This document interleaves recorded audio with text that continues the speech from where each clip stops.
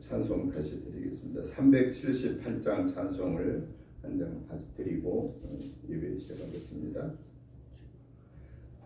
매선한 목자 양 먹이시는 곳 저 방초 동산은 참 편한데 나 어찌 목자와 양떼를 떠나서 저리 험한 곳으로 나갔던가.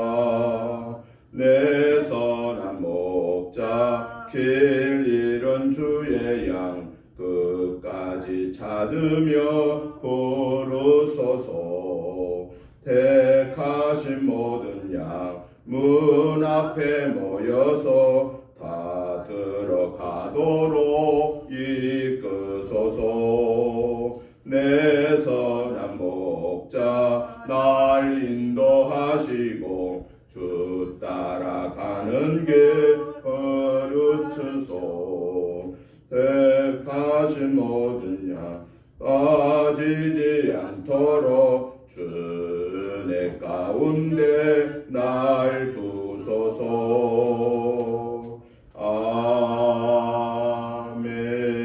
아멘. 다 같이 묵도 드리심으로 주일날 예배 시작하겠습니다.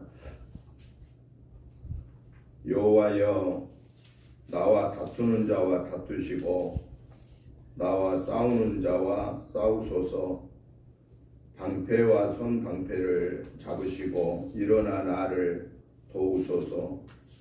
창을 빼사 나를 쫓는 자의 길을 막으시고 또 내 영혼에게 나는 내 구원이라 이르소서. 내 생명을 찾는 자들이 부끄러워 수치를 당하게 하시며 나를 상해하려 하는 자들이 물러가 낭패를 당하게 하소서. 그들을 바람 앞에 겨와 같게 하시고 여호와의 천사가 그들을 몰아내게 하소서. 그들의 길을 어둡고 미끄럽게 하시며 여호와의 천사가 그들을 뒤쫓게 하소서.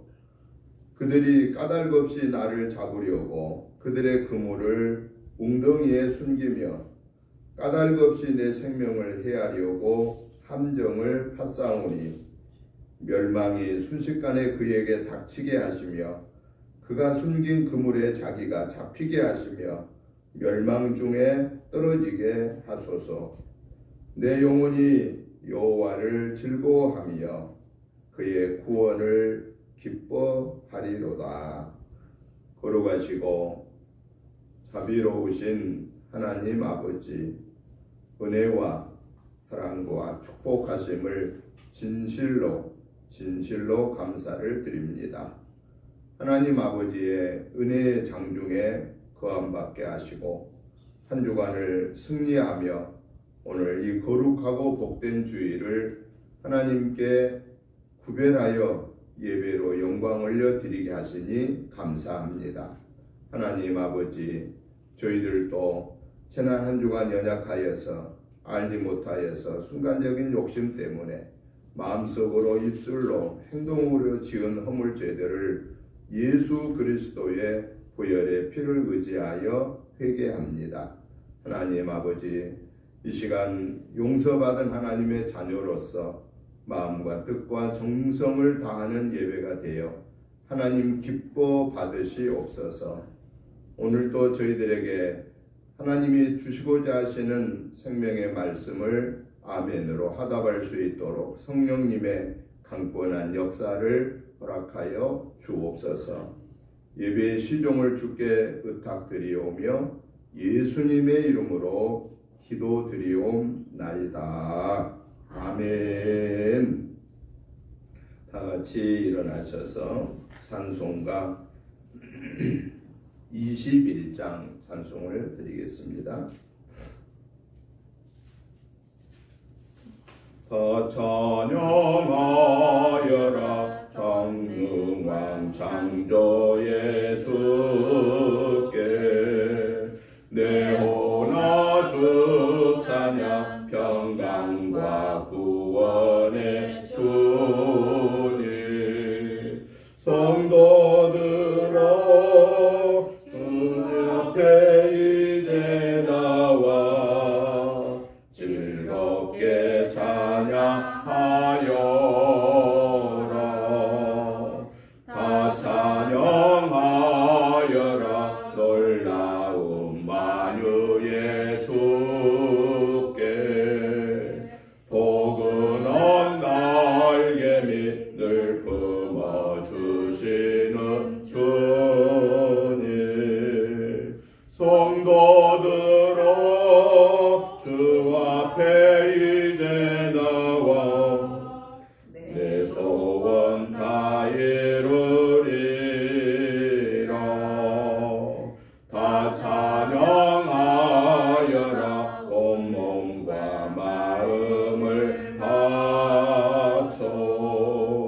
이 세상 만물이 주 앞에 다 나와 찬양.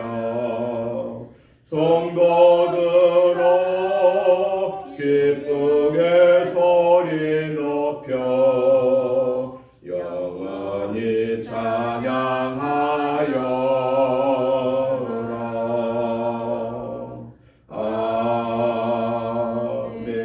아멘.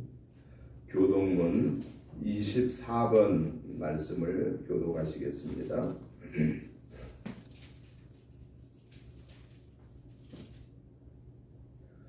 하나님은 우리의 피난처시요 힘이시니 환난 중에 만날 큰 도움이시라. 그러므로 땅이 변하든지 산이 흔들려 바닷 가운데에 빠지든지 바닷물이 솟아나고 뛰놀든지 그것이 넘침으로 산이 흔들릴지라도 우리는 두려워하지 아니하리로다.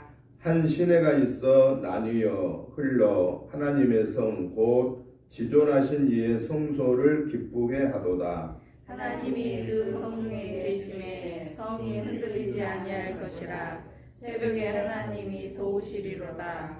그가 땅 끝까지 전쟁을 쉬게 하시며 활을 꺾고 창을 끊으며 수레를 불사르시는도다. 이르시기를 너희는 가만히 있어 내가 하나님 됨을 알지어다. 내가 온 나라 중에서 높임을 받으리라. 내가 세계 중에서 높임을 받으리라 하시도다. 만군의 여호와께서 우리와 함께 하시니 야곱의 하나님은 우리의 피난처시로다. 아멘. 사도신경으로 신앙 고백 드리겠습니다. 나는 전능하신 아버지 하나님 천지의 창조주를 믿습니다. 나는 그의 유일하신 아들 우리 주 예수 그리스도를 믿습니다. 그는 성령으로 잉태되어 동정녀 마리아에게서 나시고 본디오 빌라도에게 고난을 받아 십자가에 못 박혀 죽으시고 장사된 지 사흘 만에 죽은 자 가운데서 다시 살아나셨으며 하늘에 오르시어 전능하신 아버지 하나님 우편에 앉아 계시다가 거기로부터 살아있는 자와 죽은 자를 심판하러 오십니다. 나는 성령을 믿으며 거룩한 공교회와 성도의 교제와 죄를 용서받는 것과 몸의 부활과 영생을 믿습니다. 아멘. 앉아주시기 바랍니다. 찬송가 64장 찬송을 들으신 후에 장혜자 권사님 나오셔서 기도 인도해 주시겠습니다. 기뻐하며 경배하세 영광의 주 하나님. 주 앞에서 우리 마음 피어나는 꽃 같아 죄와 슬픔 사라지고 의심 구름 거치니 변함없는 기쁨의 주 밝은 빛을 주시네. 땅과 하늘 만물들이 주의 솜씨 빛내고 별과 천사 노래소리 끊임없이 드높아 물과 숲과 산과 골짜 들판이나 바다나 모든 만물 주의 사랑 기뻐 찬양하여라. 우리 주는 사랑이요 복의 근원이시니 삶이 기쁜 샘이 되어 바다처럼 넘치네. 아버지의 사랑 안에 우리 모두 형제니 서로 사랑하게 도와주시옵소서. 새벽별의 노래 따라 힘찬 찬 찬송 부르니 주의 사랑 줄이 되어 한맘 되게 하시네. 노래하며 행진하여 싸움에서 이기고 성전가를 높이 불러 주께 영광 돌리세. 아멘.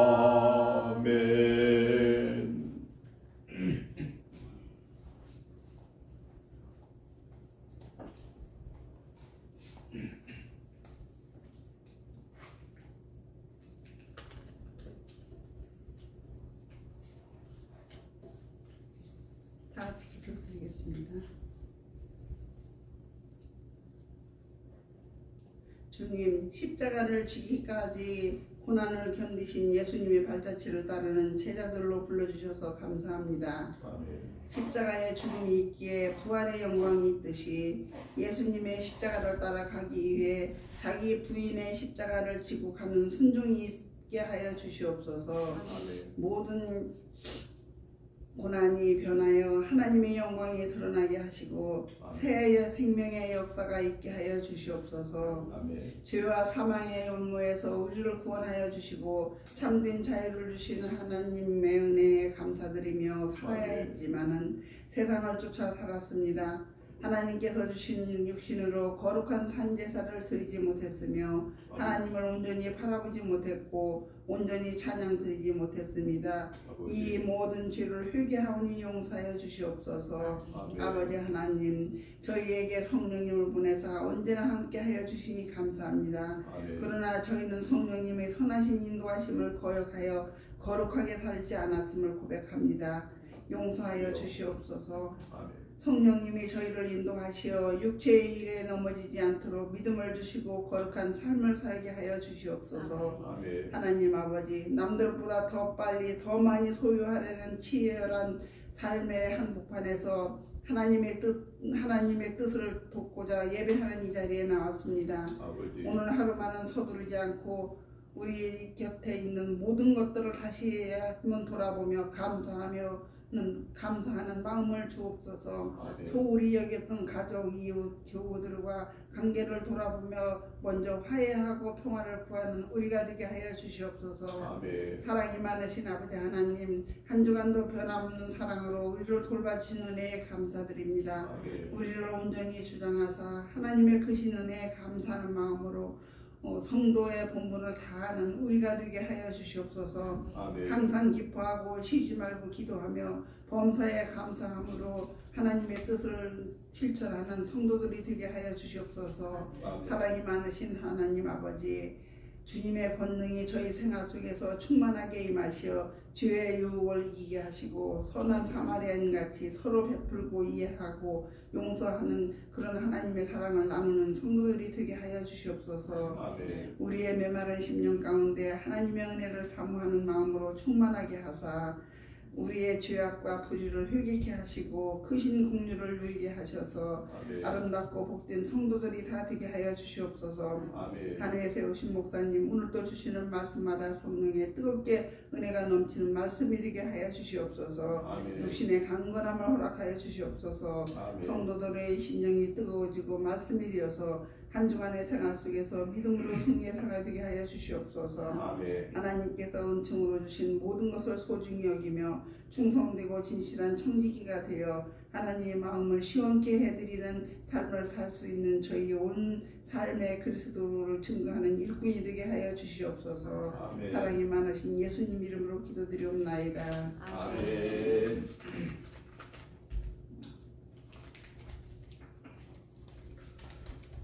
하나님의 말씀을 보시겠습니다. 하나님의 말씀은 누가복음 6장 39절부터 45절 말씀까지를 같이 교독을 하시겠습니다. 누가복음 6장 39절부터 45절까지입니다. 제가 먼저 보겠습니다. 또 비유로 말씀하시되 맹인이 맹인을 인도할 수 있느냐? 둘이 다 구덩이에 빠지지 아니하겠느냐. 제자가 그 선생보다 높지 못하나 무릇 온전하게 된 자는 그 선생과 같으리라.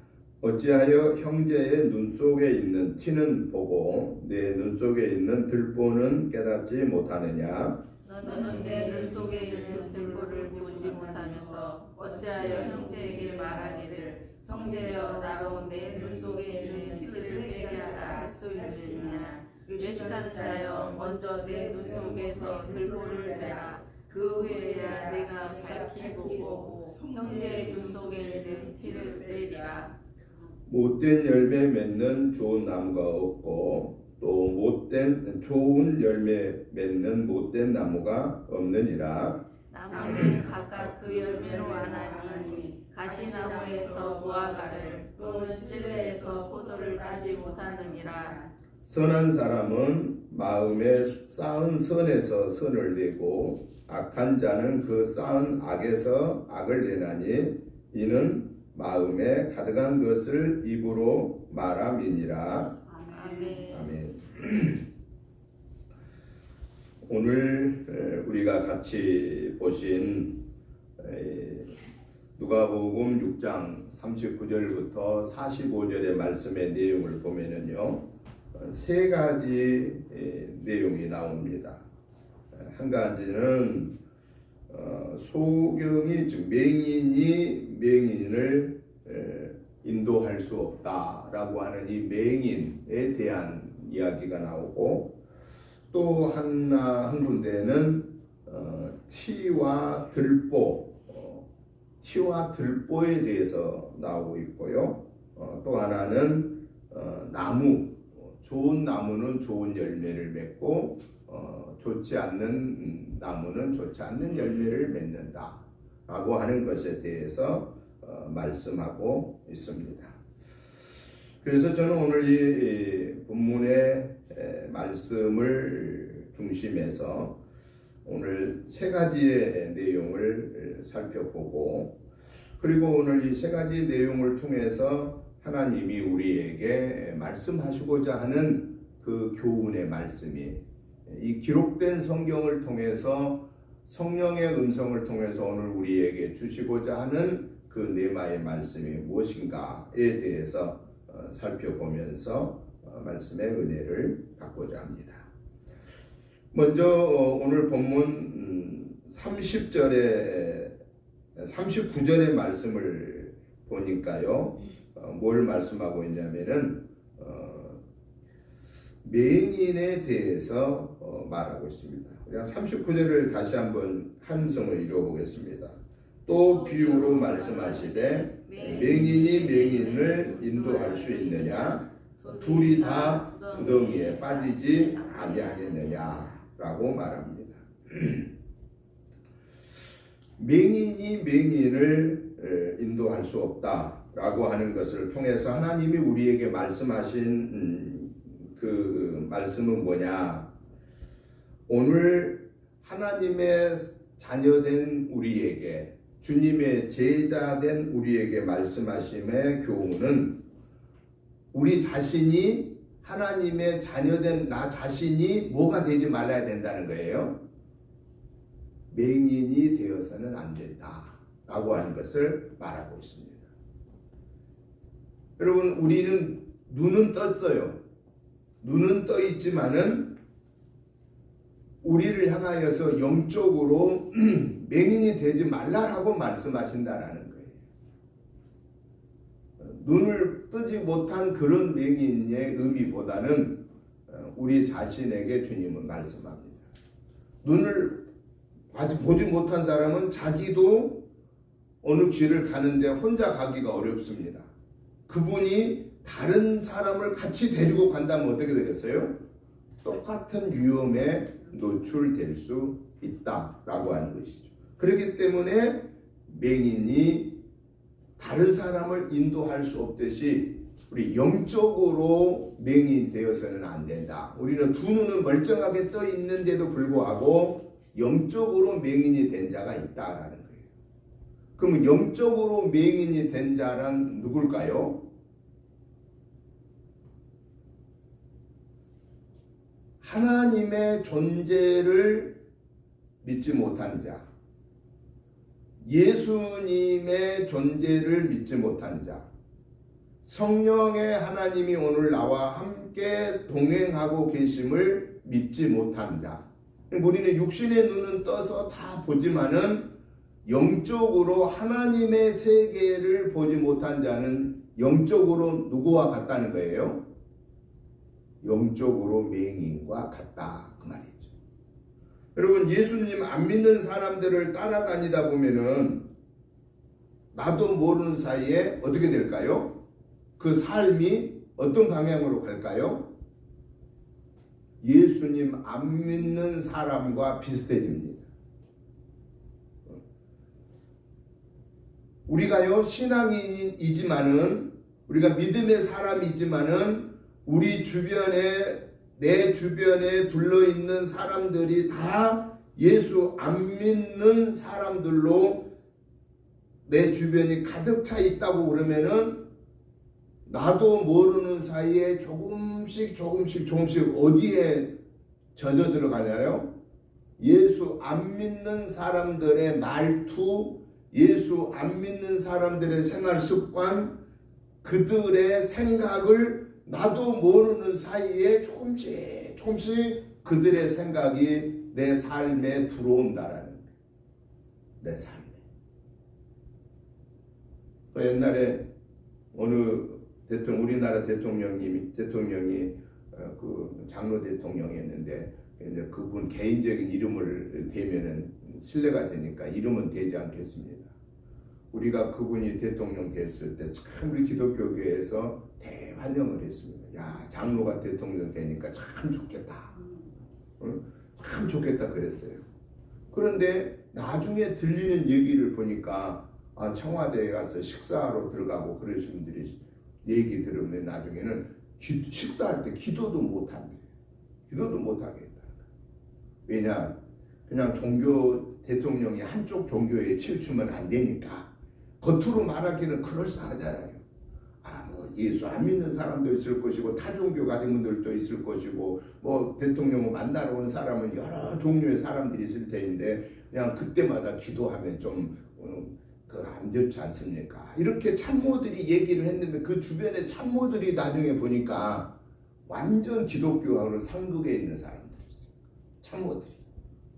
그러니까 대통령은 장로인데도 불구하고 나중에 보니까 그들의 생각을 따라갔다라는 거예요. 그들의 생각. 이거는요, 오늘 저와 여러분들도 우리가 하나님의 자녀이기 때문에 나는 절대로 그런 일은 없어 라고 이렇게 생각하지만은 막상 우리 주변에 나하고 가까이 하는 사람들이 다 예수 안 믿는 사람들이 나하고 막 가까이 있는 사람이다. 그러면은요, 내가 그 사람들하고 1년, 2년, 10년 이렇게 생활하다 보면은요, 내 생활도 나도 모르는 사이에 예수 안 믿는 사람들의 생활에 젖어가게 된다라고 하는 사실입니다. 가랑비에 옷 젖는다 그런 말이 우리 한국에 말이 있지 않습니까? 가랑비에 옷 젖는다. 비도 아니고 이거 뭐 그렇다고 이슬도 아니고 그런데도 불구하고 그 가랑비에 내가 오랫동안 노출돼 있으면 내 옷은 젖는다라고 하는 사실입니다. 그렇기 때문에 오늘 우리에게 우리 하나님은 이 본문을 통해서 말씀하심이 뭐냐? 네가 네 눈으로 사람들을 보고 사물을 본다고 해서 네가 완전한 자라고 생각하지 말아라. 완전한 자인 것 같은데 영적으로는 네가 지금 뭐와 똑같느냐? 맹인과도 같다. 누구한테 지금 이 말씀을 주신 말씀일까요? 오늘 본문에서는 당시의 바리새인들과 당시의 율법주의자들한테 경고하신 얘기입니다. 당시의 바리새인들과 당시의 율법주의자들은 구약 성경을 아주 자기들이 제일 잘 안다고 그리고 자기들이 제일 잘 지켜 산다고 그런 자부심을 가지고 살았습니다. 그래서 신약 성경 자체는 그때는 없었으니까 신약 성경이 이 율법 시대, 이 예수님 당시에 신약 성경이 없었어요. 이미 이 구약 시대에는 신약 성경이라고, 예수님 초기에는 신약 성경이 없었어요. 나중에 제자들에 의해서 하나님의 성령의 감동에 의해서 주어졌기 때문에 AD 60년대, 70년대, 80년대, 90년대, 100년대 이 어간에 나중에 신약 성경에 쓰여진 거지. 그 예수님 당시 AD 1세기 당시에는 그때는 신약 성경이란 게 없어요. 뭐만 있어요? 성경으로는 구약 성경만 있는 거예요. 율법만 있는 거예요. 그러니까 자기들이 제일 하나님을 잘 믿는다고 그렇게 자부심을 가지고 살았다라는 거예요. 또 한편으로 보면 맞아요. 그분들처럼 자기들이 구약 성경의 말씀을 막 지켜 살려고 열심히 노력한 것은 또 맞아요. 그런데도 불구하고 우리 예수님이 왜 이 말씀을 하셨을까? 왜 당시에 바리새인들과 서기관들, 율법주의자들, 사두개인들 이러한 율법주의자들을 향하여서 맹인이 맹인을 인도할 수 없다. 맹인이 맹인을 인도하면 둘 다 구덩이에 빠지고 생명의 위협을 느낄 수 있다. 왜 그랬느냐? 너희들이 율법적으로 보면은 아주 다른 사람보다도 하나님을 잘 믿는 것처럼 보인 것은 사실인데 율법의 완성자가 되시는 분이 당시에 누구였어요? 예수님. 율법의 완성자가 되신 예수님을 이 당시에 바리새인들이나 서기관들이나 사두개인들이나 예루살렘의 장로들이나 율법주의자들이 예수님을 하나님이 보내신 하나님으로 받아들였나요? 안 받아들였나요? 안 받아들였습니다. 그냥 예수를 누구로 생각했어요?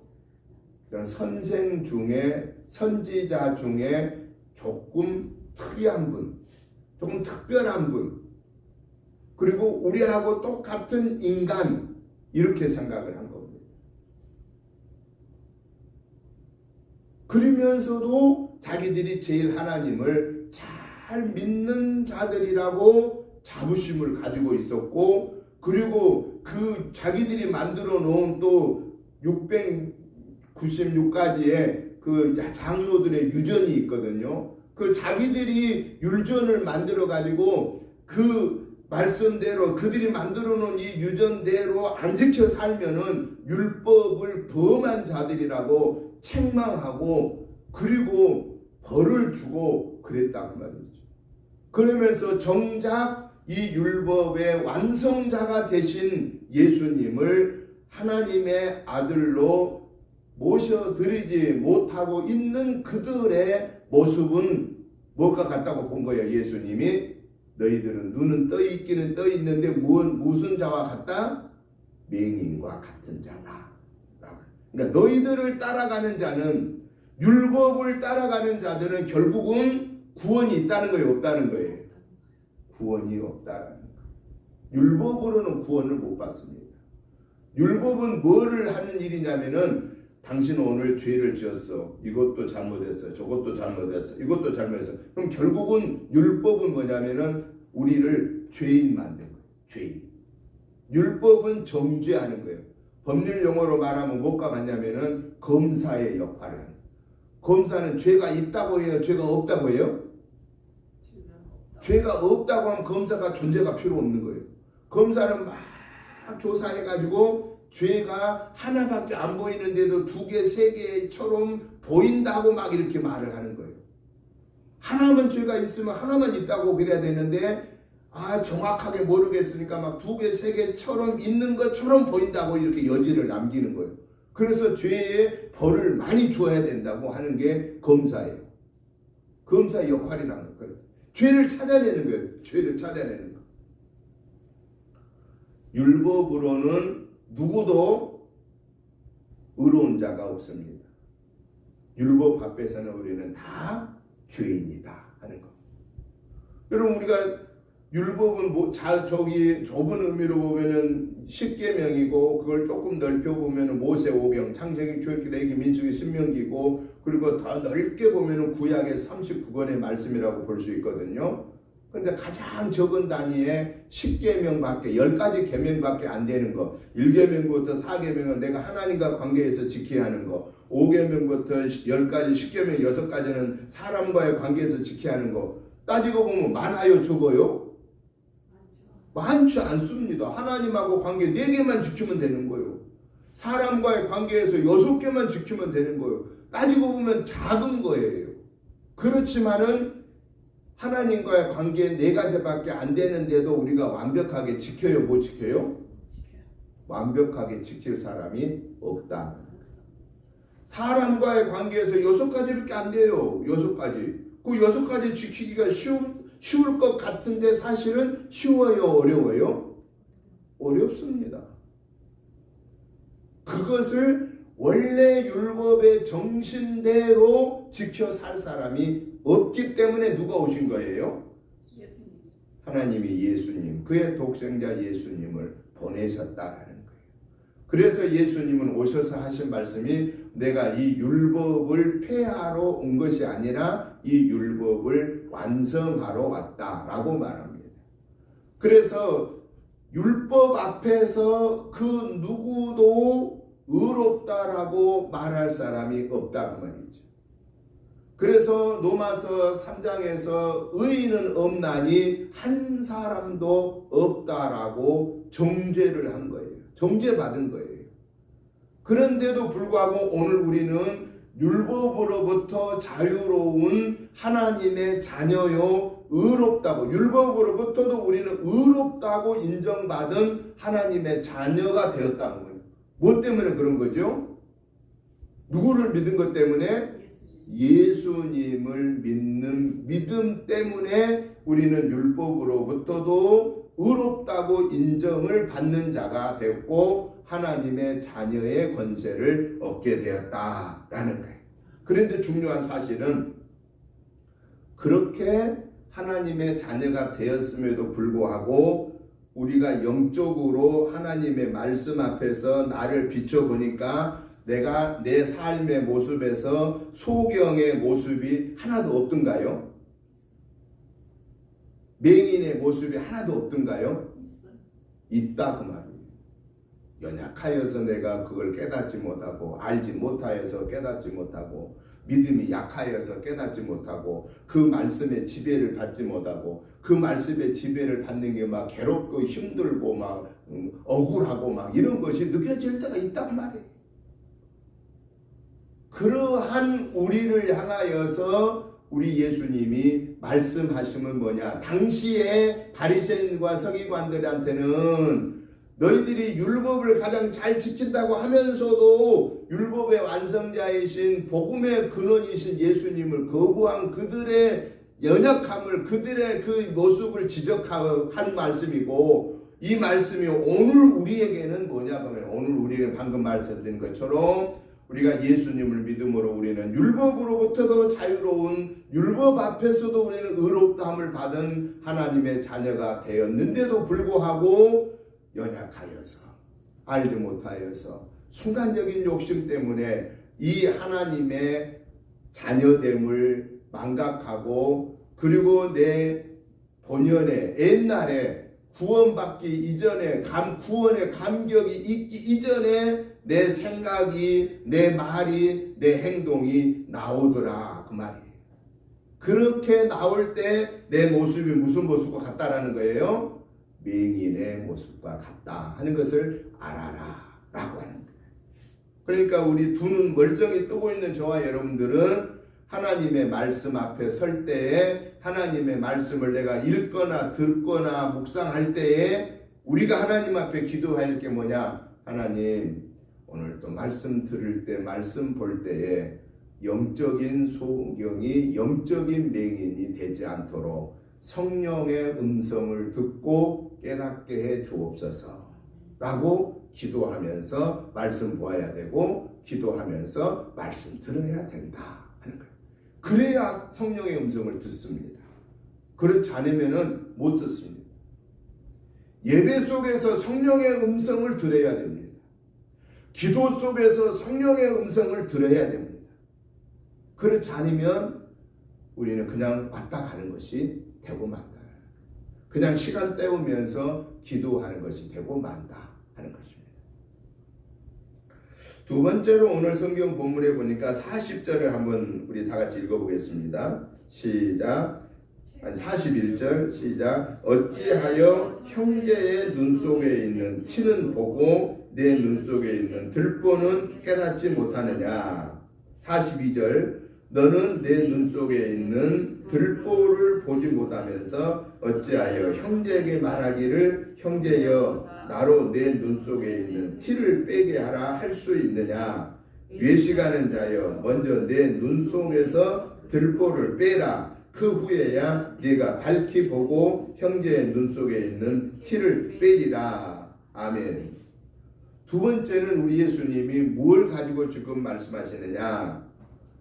티하고 들보라고 하는 비유를 들어서 말합니다. 첫 번째 비유는 소경을 들어서 깨우쳐 줬고, 두 번째는 티하고 들보를 말하고 있는 거예요. 여러분, 우리가 그냥 생각해 보면은 티하고 들보 뭐가 더 커 보여요? 들보가 커 보이죠. 티는 조그마한 게 보이죠. 그러면 티는 뭘 말하고 들보는 우리가 보편적으로 뭘 말한 것 같아요? 티는 그냥 조그마한 실수, 조그마한 잘못이라고 본다고 하면은 들보는 큰 잘못, 큰 실수라고 생각할 수 있다는 거예요. 그런데 사람들이 생각할 때는 자기의 큰 잘못은 뭐라고 생각하고 작다고 생각하고 별거 아니라고 생각하고 상대방의 조그맣게 보이는 티는 막 크다고 생각하고 막 지적하고 막 야단친다라는 거예요. 그걸 오늘 이 본문 41절, 42절에서 말씀한 거예요. 그러면 예수님이 이 오늘 본문 41절, 42절에서 티와 들보라고 하는 것을 비유를 들어서 당시에 누구의 잘못을 지금 지적한 거예요? 당시에 율법주의자들, 당시의 바리새인들, 당시의 서기관들, 당시의 예루살렘의 장로들, 당시에 제일 하나님을 잘 믿는다고 하는 저 유대인들을 향하여서 우리 예수님이 지적하는 거예요. 그러면 예수님이 지적하는 그 지적의 내용이 도대체 뭐냐 그 말이에요. 유대인들이 생각하는 티라고 하는 자기들의 상대방의 티는 뭐고, 그리고 예수님이 지적하신 유대인들의 그 당시 지도자들의 들보는 무엇이냐 그 말이에요. 이 신약 성경이 헬라어로 기록됐다고 그랬잖아요. 그 헬라어의 원어에 보니까 티라고 하는 말의 뜻은 어느 말을 뜨냐면은 카르포스라고 하는 그 헬라어 말을 쓰는데, 이 카르포스라고 하는 말의 뜻은 어느 것이냐면은 가시가 커요, 작아요? 가시는 대부분 작잖아요. 그러니까 우리가 몸이 찔리잖아요. 가시 또는 작은 알갱이. 그냥 보편적으로 보면 잘 보이지도 아니할 수 있는 작은 알갱이. 땅에 떨어져 있으면 그야말로 모를 수 있는 그런 조그마한 가시, 조그마한 알갱이라고 하는 거예요. 그 반면에 들보는 뭐냐? 들보라고 하는 말은 헬라어에 보니까 도코스라고 하는 그 단어를 쓰는데, 이 도코스라는 단어는 무슨 뜻이냐면은 통나무 커요, 적어요? 그렇죠. 여러분, 통나무는 집안에 집을 지을 때 뭘로 써요? 큰 기둥으로 쓰잖아요. 그 통나무가 무너져 버리면 집이 무너지잖아요. 기둥이 무너지면 집이 무너지는 거예요. 그런데 그 가시 같은 거 그거 무너져도 집 안 무너집니다. 당시에 예루살렘의 종교 지도자들이 자기들이 만들어 놓은 장로들의 유전 696가지의 그 장로들이 만들어 놓은 조그마한 거 당시 유대 율법자들이 바리새인들이 무엇까지도 11조를 했다고 그랬어요? 목화와 회향과 근채, 이것은요 당시 11조 안 해도 괜찮은 것. 나물. 여러분 지금 농사철이 이제 오늘 보니까 여기 벌써 별을 베더라고요. 대부분 농사하는 곳에서 농사하면은 이렇게 이제 그 시골에서는 매달 들어온 돈이 옛날에 없을 때는 교회 다니는 분들도 언제 11조 하냐면 농사 거둔 것 가지고 11조 하잖아요. 그런데 조그만 그 뭐 야채 하나 그것까지 갖다가 11조 하나요? 안 하잖아요. 대부분 그냥 여름에 맥주 감사절 때 보리 거둬들인 거, 가을에 그냥 보리 거두고 가을에 벼 거둔 거, 요것만 이렇게 대부분 했다라는 거. 그런데 당시에 이 바리새인들은요 뭐까지 11조냐? 그냥 나물 종류 하나까지도. 그러면서 뭐라고 했냐? 야, 우리가 제일로 하나님을 잘 섬기는 자, 봐라, 우리는 이제 나물 하나까지도 다 구별해서 하나님 앞에 바친다. 그때 우리 예수님이 뭐라고 그랬어요? 그들을 향하여서 그것도 하나님께 구별하여 드려야 하지만 더 중요한 것을 너희들이 이루었는데 의와 인과 신을 잃어버렸다. 하나님에 대한 믿음과 하나님의 그 예수 그리스도의 구원의 주로 받아들이는 그 믿음을 잃어버리고 너희들이 가장 큰 율법은 지키지 않으면서도 너희들이 만들어 놓은 조그마한 그 규례들을 가지고 믿음이 있느니 없느니 너희들이 법을 지켰느니 안 지켰느니 판단하고 책망하고 벌을 주는 그것을 가르쳐서 우리 예수님이 뭐라고 표현했냐? 들보다라고 말한 거예요. 기둥과 같은 들보. 하나님의 말씀, 그 기둥이 무너지면 집이 무너지는데 하나님 주시는 그 말씀, 그 창세기, 출애굽기, 민수기, 신명기, 모세 오경에 주신 말씀, 십계명의 말씀, 가장 중요한 예수를 믿음으로 구원받는다는 그 말씀은 소홀히 여기고 그 기둥처럼 여기는 예수님을 부인한 그 어마어마한 잘못을 범하면서도 자기들은 괜찮은 것처럼 생각하고 자기들은 하나님을 가장 잘 믿는 것처럼 생각했다라는 거예요. 여러분, 율법으로 구원받을 수 있다고 했어요? 없다고 그랬어요? 받을 수 없다고 그랬습니다. 그렇기 때문에 하나님이 독생자 예수님 보내주셨고 예수님이 오셔서 내가 율법을 폐하러 온 것이 아니라 율법을 완성하러 왔다고 말씀하심으로 그 예수님의 복음을 드려야 되는데도 불구하고 그들이 예수님을 거부했을 때 예수님이 그들을 향하여 지적함이 너희들의 인생의 삶에 들보처럼 귀중한 그 통나무의 역할을 하는 복음은 예수님은 거부하면서 너희들의 인간의 생각으로 만들어 온 장로들의 유전을 가지고 그것이 옳으니 그르니라고 판단하는 잘못을 범하지 말아라 라고 무서운 책망을 하셨다라고 하는 사실입니다.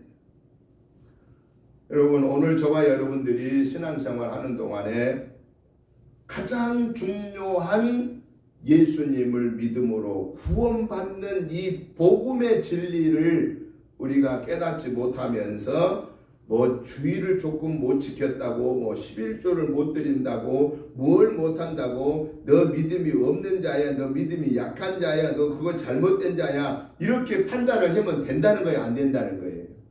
안 된다는 거예요. 그런데 사람들은 내 외형적인 모습 가지고 판단해요, 안 해요? 판단을 한다고 말이에요.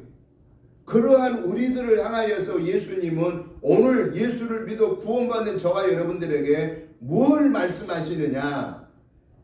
예수님을 믿는 믿음으로 구원받는 구원의 기쁨과 천국의 소망을 가지고 날마다 주님과 동행하면서 감사하면서 사는 삶을 살지 못하고 남의 연약한 모습들을 보고 남의 그 연약하게 행하지 못하는 그 조그마한 행위들을 보고 믿음이 없는 자라고 판단하지 말아라 그 말이에요.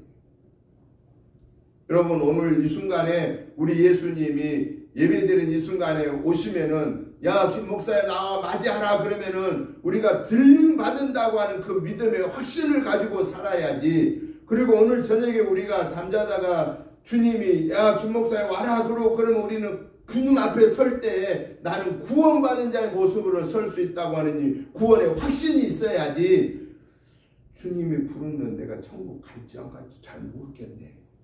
이 순간에 주님 오시면 나 들림 받을지 못 들을지 모르겠네. 이것이 더 커요. 주일 좀 못 지키고 또 다른 것 좀 못했다고 하는 게 그것이 더 커요. 뭐가 더 큰 잘못이에요? 구원의 확신이 없는 게 제일 큰 잘못이다. 그게 내 들보라고 하는 거예요. 내 들보. 그리고 믿음이 약하여서 아직 어린아이 같아서 내가 성경 말씀을 다 지켜 살지 못하는 것은 뭐냐? 조그만 티에 불과하다라는 거예요. 그래서 주님은 오늘 구원받은 저와 여러분들에게 말씀합니다. 내 조그만 어린아이 같은 믿음의 기준으로 상대방을 판단하지 말아라. 그래서 심지어 오늘 성경에 선생을 되기를 좋아하지 말아라 라고까지 주님은 말씀하셨습니다. 그게 바로 40절에 나오는 선생 되기를 좋아하지 마라. 선생은 뭐예요? 자꾸 관여하는 거예요. 자꾸 판단하는 거예요. 옳고 그름을 자꾸 얘기하려고 하는 거예요. 그게 선생이에요. 당연히 그 선생은 그래야 되죠. 그런데 선생에게는 뭐가 있어야 돼요? 자기가 그렇게 살면서 얘기를 해야 되는 거예요. 자기가 그렇게 살지 못하고 얘기하면 뭐라고 그래요? 속으로 너나 잘하세요 그런다. 남 가르치려 하지 말고 너나 잘하세요. 그 앞에서는 말을 못하고 속으로 그런 거야. 너나 잘하세요. 오늘 저와 여러분들이 하나님의 자녀로서 구원받은 소망을 가지고 감사하면서 천국을 확신하면서 살지 못하면서 어린아이 같은 믿음의 소유자들을 보고 이러쿵 저러쿵 얘기하면은 그들이 우리를 향하여 뭐라 한다고요? 너나 잘하세요 그런다. 그래서 오늘 저와 여러분들은 가장 큰 게 뭐냐? 신앙의 이 들보가 뭐냐? 신앙의 통나무가 나에게 뭐냐? 구원의 확신이라는 거. 천국의 확신이라는 거. 여러분 구원의 확신을 가지고 천국의 확신을 가지고 살면은 어린아이 같았던 믿음이 어떨까요? 성장할까요? 안 할까요? 당연히 성장하게 됐지요. 왜냐? 내가 하나님 앞에 간다고 확신하고 가면은 하나님 앞에 가면은 우리의 삶을 결산한다고 했어요? 안 한다고 그랬어요? 결산한다고 그랬잖아요. 그러면 내가 하나님 앞에 뭘 내놓을 수 있나? 생각할 거 아니겠어요? 하나님 앞에 내놓은 것 중에 최고로 귀한 게 뭐라고 그랬어요? 무슨 열매가 최고로 귀하다고 그랬어요? 천하보다 귀한 영혼을 건져내는, 전도하는 것이 최고로 귀한 거예요. 왜? 한 영혼을 주님은 천하보다 귀하게 여긴다고 그랬잖아요. 그러니까 천하보다 귀하게 여긴 영혼을 내가 전도해서 그가 구원받고 하나님의 자녀가 된 것이 최고로 귀한 열매라는 거예요. 그러니까 그런 천국의 소망을 가지고 산 사람은 막 전도해라 안 해도 전도할까요? 안 할까요? 전도한다. 그런데 왜 자꾸 오늘 보세요. 우리도 한 성도 한 영혼 주께로 왜 이걸 걸었을까요? 우리가 전도를 잘하니까요? 잘 못하니까요? 잘 못하니까 우리가 충격을 받읍시다 그 말이에요. 이거 교단에서 만든 거거든요. 우리 교단에서. 그래서 우리가 9월부터 11월까지 우리 교단에서 좀 전도 대회를 한 거예요. 전국 우리 성결 교단한테. 그래서 전국 성결 교단한테 9월부터 11월까지 전도하면은 다 명단을 올려서 군부에다가 올리면은 제일 전도 많이 한 사람들 상 준대. 상을 왜 주냐? 전도를 잘 안 하니까 상 준다는 거예요. 전도를 잘하면 상 줄 필요도 없어. 내버려둬도 잘하니까. 근데 공부를 왜 공부하는 우등상을 줘요? 상 안 주면 공부를 안 하니까 상을 주는 거예요. 그러니까 우리 교단에서 총회장이 한 성도 한 영혼 주께로 이걸 잘 안 하니까 우리 교회가 잘 안 하니까 우리 자신부터 잘 안 하니까 이거 하자 그 말이에요. 이거 하자. 그럼 우리도 붙여놨으니까 해야 되겠어 안 해야 되겠어요? 예? 우리도 해야 돼. 예. 교단에서 살아서 한 게 아니라 구원받은 하나님의 자녀된 제자된 우리는 누구의 명령을 따라야 되는 거예요? 예수님 명령이 뭐라고 그랬어요? 천국 가면서 뭐라고 그랬어요? 너희는 가서 모든 족속으로 제자를 삼아 아버지와 아들과 성령의 이름으로 세례를 주고 가르쳐 지켜 행하라. 그렇게 하라고 그랬어.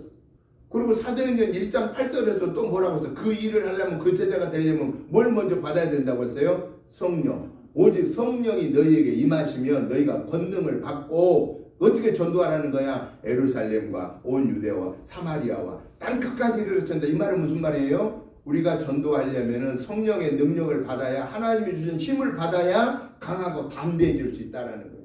그렇게 강하고 담대해지면 누구부터 전도하라는 거예요? 나하고 가장 가까이에 있는 사람부터, 가정에서부터, 가족부터, 친척 형제부터, 내가 일하는 일터부터, 우리 사는 삶의 주변부터, 가장 가까운 데서부터 해라. 마지막으로 주님은 우리에게 말씀하십니다. 세 번째 내용이 뭘 얘기한 거예요? 세 번째가 열매에 대해서 이야기하는 열매. 열매, 무슨 열매 말하죠? 43절부터 한번 44절까지 읽어보겠습니다. 시작. 못된 열매 맺는 좋은 나무가 없고 또 좋은 열매 맺는 못된 나무가 없느니라. 나무는 각각 그 열매로 아나니 가시나무에서 무화과를 또는 찔레에서 포도를 따지 못하느니라. 마지막 45절에 선한 사람은 마음에 쌓은 선에서 선을 내고 악한 자는 그 쌓은 악에서 악을 내나니 이는 마음에 가득한 것을 입으로 말함이니라. 아멘. 여러분, 나무는 정직합니다. 무화과, 나무에서는 무화과가 열리고, 감나무에서는 감이 열리고, 포도나무에서는 포도가 열립니다. 여러분, 절대로 찔레나무에서 포도 안 열립니다. 가시나무에서 무화과 안 열립니다. 나무는 정직하게 그 나무의 특징대로 열매를 맺는다 하는 겁니다. 이건 오늘 우리에게 뭘 말씀하시느냐? 율법의 종이 된 사람은 율법의 종이 되어 남의 잘못을 지적하지만은 복음의 자녀된 자는 남의 허물을 지적하기 이전에 내 허물을 먼저 보고 내 들보를 먼저 보고 회개하고 통해 자복하고 남의 조그만 그 티처럼 여겨진 것은 그가 스스로 그 잘못을 보고 깨닫고 돌아올 수 있도록 그를 긍휼히 여기고 그를 위해서 기도하고 기다려 주어야 된다라고 하는 사실입니다. 그런데 우리는 어때요? 그렇지 못한다. 예수 믿고 구원받은 자인데도 그렇지 못한 우리들을 향하여서 주님은 당시의 율법주의자들의 잘못을 깨우쳐 준과 동시에 오늘 이 말씀이 오늘 나에게는 예수님의 자녀된 자의 열매를 맺혀라 라고 하는 거예요. 어떤 열매냐? 오늘 성경 말씀 그대로 마지막 선한 사람은 마음에 쌓은 선에서 선을 낸다. 여러분, 우리가 선한 것이 뭐냐라는 거예요. 선의 기준이 뭐냐고 말이에요. 내가 남을 좀 베풀어 주면 그게 선의 기준이냐? 그게 아닙니다. 예수님에게 사람이 찾아와서 예수님을 향하여 선한 선생님이여라고 말했을 때 왜 나를 선하다 하느냐? 선한 이는 오직 하나님이시다라고 말합니다. 물론 예수님이 선하지 않아서 그런 게 아닙니다. 하나님의 존재를 확인해 주고 있는 거예요. 왜? 예수님 자신은 하나님이신데도 사람의 몸을 입고 오셨기 때문에 자신도 하나님으로서 선하신 분이지만은 우리에게 분명하게 당시에 예수님을 하나님으로 받아들이지는 않았기 때문에 그 율법주의자들한테 선의 기준이 하나님인 것을 가르쳐 주고 있는 겁니다. 오늘 우리에게 선의 기준이란 뭐냐? 하나님의 사람의 선의 기준이란 뭐냐? 예수님이 우리에게 본을 보여주신 그 삶을 말하는데 그 삶이 뭐냐? 예수님이 우리에게 이 구약의 율법을 완성하러 오신 예수님이 우리에게 한 가지의 계명을 주시고 천국에 가셨습니다. 예수님이 오늘 우리에게 한 가지 더 주신 계명이 뭐지요? 서로 사랑해라. 내가 너희를 사랑하는 것과 같이 너희도 서로 사랑해라 하는 것입니다.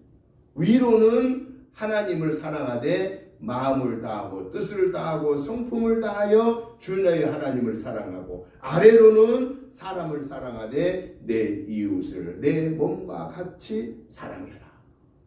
그럼 사랑은 뭐겠습니까? 사랑은 희생입니다. 사랑은 섬김입니다. 사랑은 낮아짐입니다. 사랑은 나를 낮추는 것입니다. 사랑은 다른 사람을 높여줍니다. 사랑은 내게 주어진 십자가를 지고 주님의 뒤를 따라가는 것이 사랑입니다. 주님은 오늘 우리에게 말씀하십니다. 사랑의 삶을 살아라. 내가 너희를 위하여 십자가에 달려 죽어 주심처럼 너희도 내 길을 따라라. 내가 너희를 위하여 내가 하나님인 것을 보여주기 위하여서 부활한 것처럼 너희들도 부활신앙을 가지고 강하고 담대하게 살아라. 내가 너희들을 갈 곳을 예비하여 아버지께로 간 것처럼 너희들도 내가 갈 때 너희를 다시 데리러 왔을 때 너희들도 함께 천국에 간다라고 하는 그 믿음의 소망을 잃지 말아라 라고 오늘 우리에게 말씀하십니다. 이 주님의 사랑과 이 주님이 우리에게 주는 보장의 말씀과 이 소망을 가지고 이번 한 주간에 우리는 율법에 매여서 남을 판단하는 것이 아니라 복음으로 감사하면서 사랑의 열매를 맺어 복음을 완성시키는 저와 여러분의 복된 삶이 되시기를 주님의 이름으로 축복합니다. 하나님 아버지 감사합니다. 하나님의 은혜로 승리하게 하시니 감사합니다. 오늘 주신 말씀을 마음에 담고 성령의 인도하심을 따라 열매 맺게 하여 주옵소서. 예수님의 이름으로 축복하오며 간절히 기도드리옵나이다. 아멘. 찬송가 321장 찬송을 드리면서 준비하신 예물을 봉헌해 드리겠습니다. 날 대속하신 예수께 내 생명 모두 드리니 늘 진실하게 하소서. 내 구주 예수여, 나 구주 위에 살리라. 내 기쁨 한량없으리. 내 갈 길 인도하소서. 내 구주 예수여. 3절 부릅니다. 주 십자가에 달리사 날 자유하게 했으니 내 몸과 마음을 주 위에 다스게 하소서. 나 구주 위에 살리라. 내 기쁨 한량없으리. 내 갈 길 인도하소서. 내 구주 예수여. 아멘. 광고 말씀을 드립니다. 주보 뒷면을 참고해 주시기 바랍니다. 금주 새벽 예배 말씀은 역대하 31장부터 봐주시고요. 가정 예배서를 준비해 놨습니다. 가져가셔서 매일 예배에 동참해 주시기를 바랍니다. 선교 원신 예배는 9월 24일 주일 오후 예배 시간에 있겠습니다. 요즘에 또 신종 바이러스 코로나가 또 생겨나고 있다는데 항상 건강 잘 살펴주시고 승리하시기를 주의 이름으로 부탁드립니다. 이제 우리 다 같이 일어나셔서 찬송가 309장 찬송을 드린 후에 축도드림으로 주일날 예배를 마치겠습니다. 309장 찬송 드립니다. 목마른 내 영혼 주가 이미 허락하 그 귀한 영생수 주여 갈망합니다. 그 약속 따라서 힘써 간구하오니 오 주여 내 기도 어서 들어주소서. 예수의 사랑 예수의 사랑 바다 물결같이 내게 임하니 영광의 물결에 온전히 쌓여서 내 영혼의 기쁨 한량없도다. 3절입니다. 은혜의 소락빛 지금 흡족이 내려 구원의 건강물 흘러 차고 넘쳐서 내 추한 모든 죄 모두 씻어버리니 나 지금 은혜를 충만하게 받았네. 예수의 사랑 예수의 사랑 바다 물결같이 내게 임하니 영광의 물결에 온전히 쌓여서 내 영혼의 기쁨 한량없도다. 그 차고 넘치는 주의 은혜의 물결 힘차게 밀려와 내게 만족합니다. 오 할렐루야로 주를 찬송하오니 내 마음의 기쁨이 충만함이라. 예수의 사랑 예수의 사랑 바다 물결같이 내게 임하니 영광의 물결을 온전히 쌓여서 내 영혼의 기쁨 한량없도다. 아멘.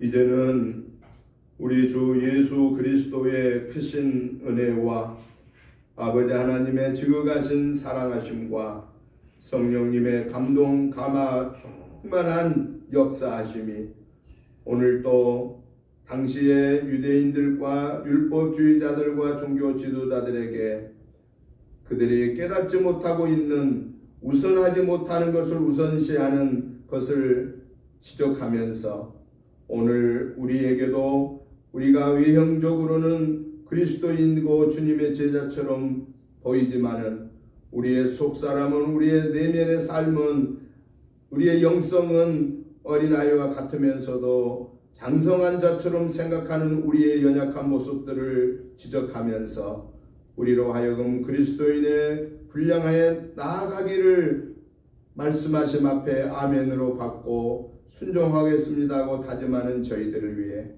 가정과 직장 생업 위에 특별히 우리 은혜재단과 이 지역과 나라와 민족 위에 세계에 흩어져 생명의 유업 속에서도 복음을 증거하는 선교사님들과 그 가족들 위해 이제부터 영원토록 함께 계시옵기를 간절히 축원하옵나이다. 아멘.